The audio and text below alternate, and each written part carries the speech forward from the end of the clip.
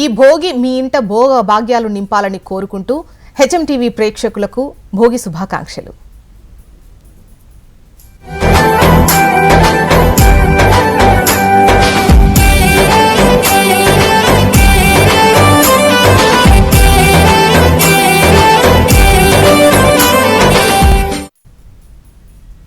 తెలుగు రాష్ట్రాల్లో సంక్రాంతి శోభ సంతరించుకుంది.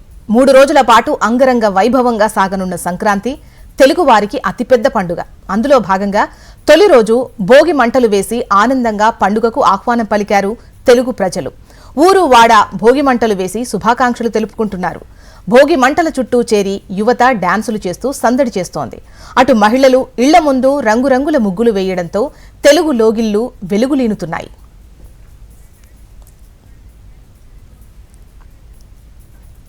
తెలుగు రాష్ట్రాల్లో సంక్రాంతి శోభపై మరిన్ని వివరాలు అలేఖ్య మనకు అందిస్తారు.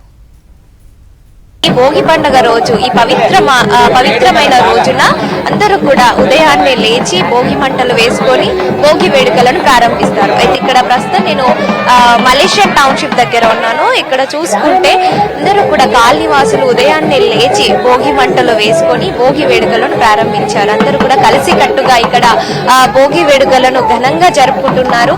ఎలాంటి కులమత భేదం లేకుండా, భేదానికి కానీ తేడా లేకుండా అందరూ కూడా ఐకమత్యంగా ఎక్కడి నుంచో వేరు వేరు రాష్ట్రాల నుంచి వచ్చి ఇక్కడ కాలనీలో ఉంటూ అందరూ కూడా సంబరంగా ఈ వేడుకలను అయితే జరుపుకుంటున్నారు. అయితే ఈ భోగి వేడుకలు ఎందుకు జరుపుకుంటారు, అసలు జరుపుకోవడం వల్ల వచ్చే లాభాలేంటో మనతో పాటు ఇక్కడ ఉన్న కాలనీ వాసులతో మాట్లాడి తెలుసుకునే ప్రయత్నం చేద్దాం. సార్ చెప్పండి, భోగి వేడుకలు మనం ఎందుకు సెలబ్రేట్ చేసుకుంటాం?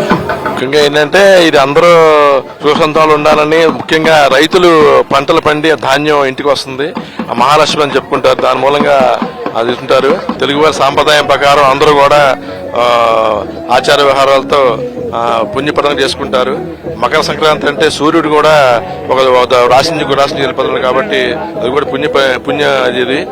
తర్వాత అందరూ కూడా వన్ సిటీ అంటే అందరూ కలిసిమెలిసి ఉండాలని, అందరూ సుఖసంతాలతో ఉండాలని, ఆరోగ్యంగా ఉండాలని కోరుకుంటున్నాం. కాలనీ వాసులు అందరూ కూడా చూడొచ్చు, మనం అందరూ కూడా ఒక దగ్గర గుంపుగా ఉంటూ అందరూ కూడా చక్కగా భోగి మంటలను అయితే జరుపుకుంటున్నారు. ఇంకా మనతో పాటు ఇక్కడ కాలనీ వాసులను ఒకసారి వారితో మాట్లాడి తెలుసుకునే ప్రయత్నం చేద్దాం.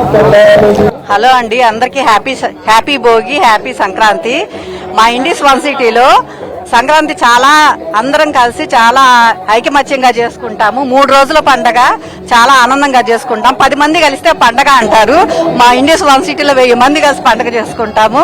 అదే మా గొప్పదనం. భోగి మంట మనలో ఉన్న చెడంతా పోవటానికి భోగి మంట వేస్తారు. మనలో ఉన్న పాత చేదు జ్ఞాపకాలన్నీ మంటలో కాలిపోయి రేపటి నుంచి మంచి సూర్యోదయంతో స్టార్ట్ అవ్వాలని, జీవితం అంతా బాగుండాలని కోరుకుంటాం.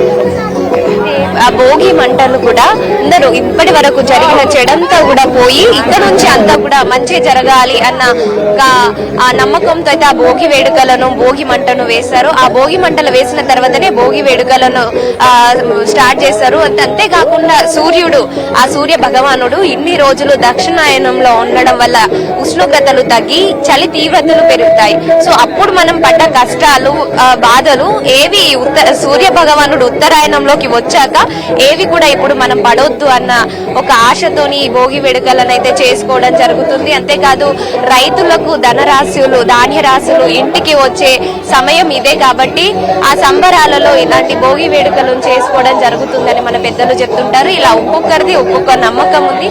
అయితే నమ్మకం ఎవరిది ఏదైనప్పటికీ కూడా అందరూ కలిసికట్టుగా ఐక్యమత్యంతో ఈ భోగి వేడుకలు జరుపుకోవడం, మకర సంక్రాంతికి స్వాగతం పలకడం అందరికీ కూడా అది పెద్దల నుంచి వస్తున్న ఒక ఆనవాయితీగా మిగిలింది. కెమెరామెన్ ప్రవీణ్తో అలేఖ్య, హెచ్ఎంటీవీ, హైదరాబాద్.